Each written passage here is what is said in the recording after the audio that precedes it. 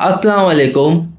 तो आज मैं आपके लिए नवी मुंबई का एक ऐसा हॉन्टेड अपार्टमेंट का किस्सा लेकर आया हूँ जहाँ पर एक लड़की भटकती है। उसकी एक आंख नहीं है और जब भी वो किसी को वहाँ पर नज़र आती है तो बस वो एक ही चीज़ कहती है कि मुझे मेरी आंख ला कर दो। और वो सिर्फ उस अपार्टमेंट में नहीं, पूरी बिल्डिंग में लोगों को नज़र आती है और ये कई सालों से चलता आ रहा है और हो सकता है अभी इसी वक्त भी वो किसी ना किसी को वहाँ पर नज़र आ रही हो। अब ऐसा क्या हुआ था जब सुमित और उसका परिवार उस अपार्टमेंट में रहने के लिए गए थे, वो मैं सब कुछ बताऊंगा आपको इस किस्से में। तो अगर आप लोग मिस्टीरियस अरहान पे पहली बार आए तो प्लीज़ इस चैनल को सब्सक्राइब करो, किस्सा अच्छा लगता है तो लाइक करो और ज़्यादा से ज़्यादा शेयर करो। तो ये कहानी शेयर की है सुमित ने। Thank you so much Sumit for sharing your story with us. खैर ये सब कुछ शुरू हुआ था 2014 में जब सुमित का ग्रेजुएशन कंप्लीट हुआ था। सुमित के परिवार में इसकी मम्मी थी, इसकी छोटी बहन थी, इसके बड़े भाई, उनकी वाइफ, उनकी 6 साल की बच्ची। खैर ये लोग मुंबई के चरनी रोड में रहा करते थे। इसकी ग्रेजुएशन कंप्लीट होने के बाद इसने कोई कोर्स लिया था और उसकी जो क्लासेस थी वो नवी मुंबई के जूही नगर में थी।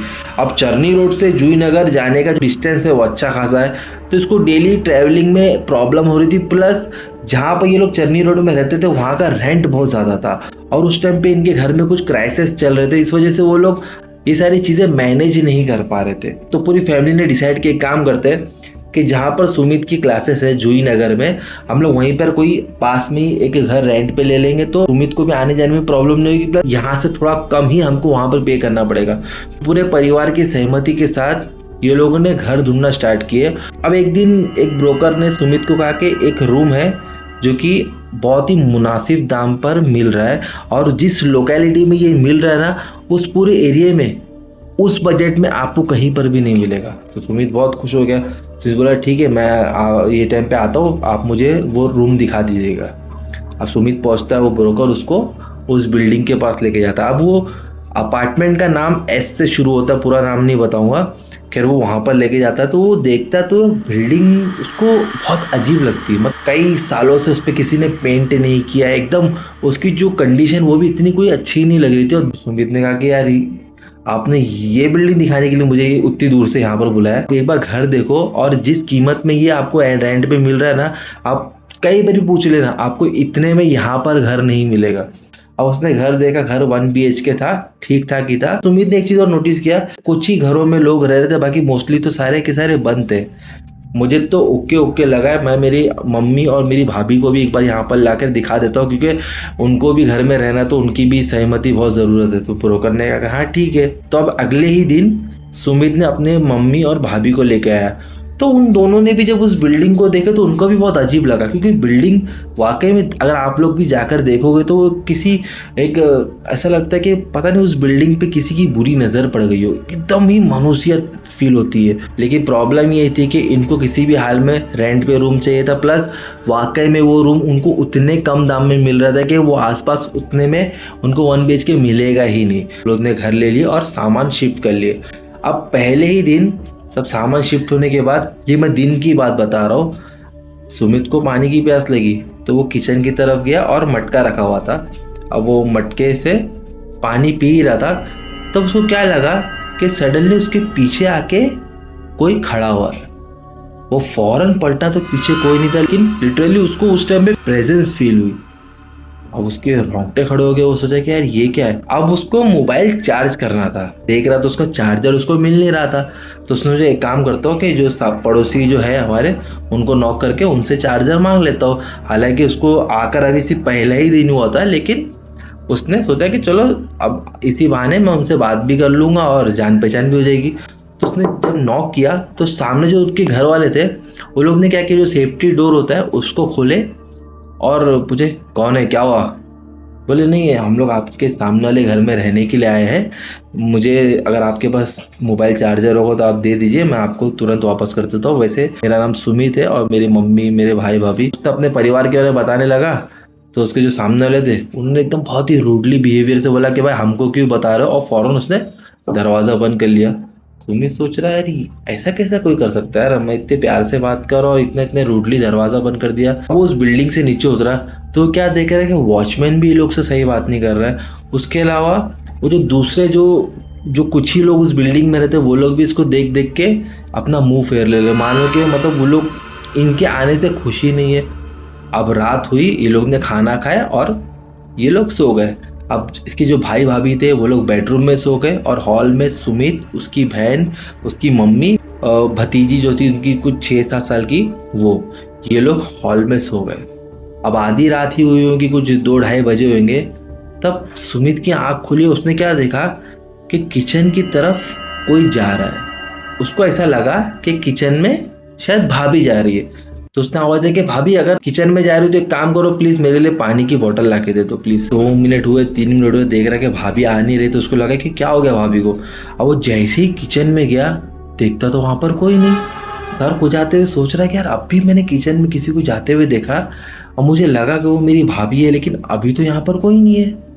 फिर ये बस ऐसी हैरानगी में आया और अपने बिस्तर पर आकर लेट गया और उसने ब्लैंकेट ओढ़ लिया।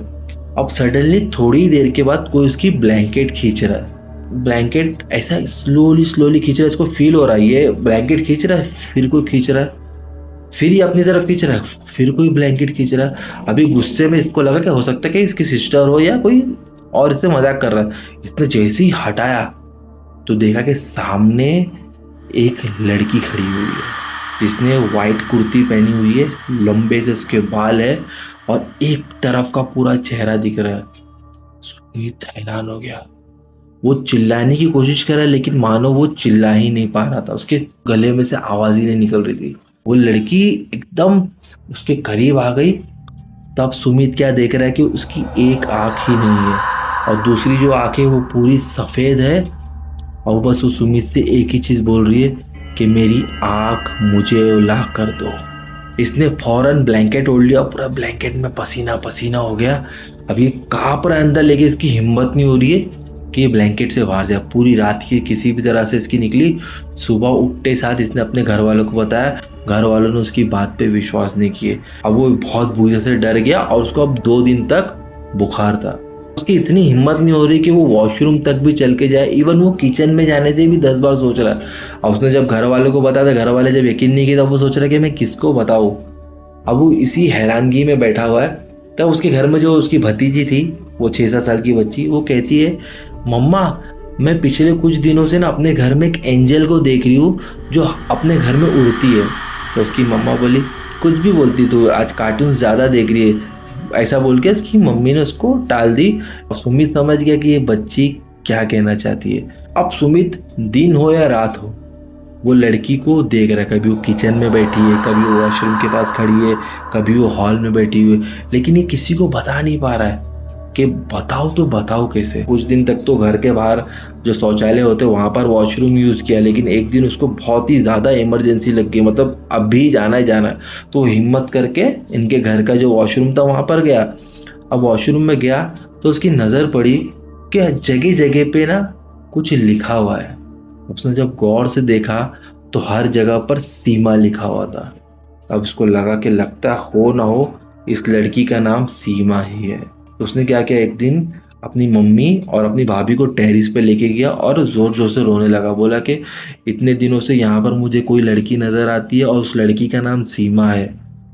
तब जाके उसकी मम्मी और भाभी ने बोले कि ये सारी चीज़ें हम लोग को भी नज़र आ रही है, लेकिन तेरी बहन और वो छोटी बच्ची, ये लोग डर ना जाए इसके लिए हम लोग बता नहीं रहे थे। मम्मी ने बोले कि अभी हम लोग ने रेंट भी दे दिए और इस बजट में हमको कोई और घर नहीं मिलेगा, तो एक काम करते कुछ दिन तक हम लोग यहाँ पर रह लेते, उसके बाद देखते हमको क्या करना है। हाँ ठीक है, लेकिन आज की रात हम लोग कैसा निकालेंगे। बोले आज एक काम करते हैं, हम लोग सब लोग है ना गणपति बापा की मूर्ति के पास ही बैठेंगे और कोई हिलेगा नहीं, सब एक साथ ही रहेंगे।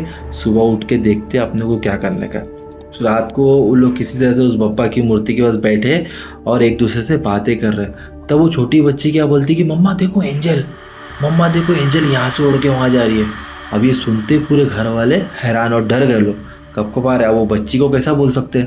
अब वो लोग एक दूसरे की शक्ल देख रहे, अब उनको समझ में नहीं आ रहा। और उतने ही देर में सुमित को भी वो लड़की नजर आई और पूरे घर वालों को वो लड़की नजर आ रही थी। अब वो इन लोगों को घूर के देख रही है। ये लोग क्या करें, इन लोगों को खुद समझ में नहीं आ रहा है किसको बोले। ये लोग किसी तरह से अपने आप को बस वहीं पर बिठा के रखे कि हम लोग उस मूर्ति के पास बैठे रहेंगे तो हमको कुछ नहीं होगा, ये सोच के लोग बैठे रहे। सुबह होते ही उसकी मम्मी ने डिसाइड किया, एक काम करते हम लोग कुछ दिन के लिए तेरी नानी के यहाँ पर जाके रह जाते, बाद में आके देखेंगे हम लोग करना क्या है। तो घर वाले सब बोले ठीक है। अब लोग ने थोड़ा बहुत सामान लिए और निकल गए। अब जैसे ही घर से वो लोग निकल रहे थे, तब सुमित की माँ की जो साड़ी थी वो दरवाजे पे अटक गई, जैसे मानो को उनको इस घर से जाने ही नहीं दे रहा। ये सब दिन में हो रहा, रात में नहीं, दिन में। अब उसकी माँ साड़ी खींच रही है, पूरे घर वाले खींच रहे। किसी तरह से वो साड़ी निकली, ये लोग फौरन भागे। और जब वो लोग कुछ दिन के बाद घर पर आके देखे तो देख रहे कि पूरा घर का सामान यहाँ वहाँ फेंका हुआ है, मानो कि घर में तूफान आ गया हो। जबकि ये लोग ने सारी खिड़की दरवाजा सब लॉक करके गए थे, और जब ये लोग आए तभी भी खिड़की दरवाजे सब लॉक थे, लेकिन सामान किसने उठा के फेंका पता नहीं चला। तभी लोग ने उसी वक्त डिसाइड किया कि पैसे गए तो गए, जिंदगी सबसे ज़्यादा अजीज है। वो लोग उसी टाइम पे ब्रोकर को फ़ोन करे कि भाई हमको इस घर में नहीं रहना है, हम अपना सामान लेके जा रहे हैं। ये लोग ने फ़ौरन सामान पैक करना शुरू करे। तब किचन में से ना लोगों को आवाज़ आई। तब ये सुमित जाके किचन में देखा तो किचन में ना एक जगह पर एक बोरी रखी हुई थी और वो बोरी हिल रही थी। अब उसको एक पल के लगा कि हो सकता है ये हमारी ही बोरी हो, लेकिन जैसे ही वो उस बोरी को उठाया तब उसको पता चला कि ये बोरी इसकी नहीं है, वो बोरी लिटरली हिल रही थी। मतलब फौरन सब कुछ छोड़ छाड़ के वहाँ से भागे। और फिर दोबारा वो लोग उस फ्लैट में कभी वापस नहीं आए।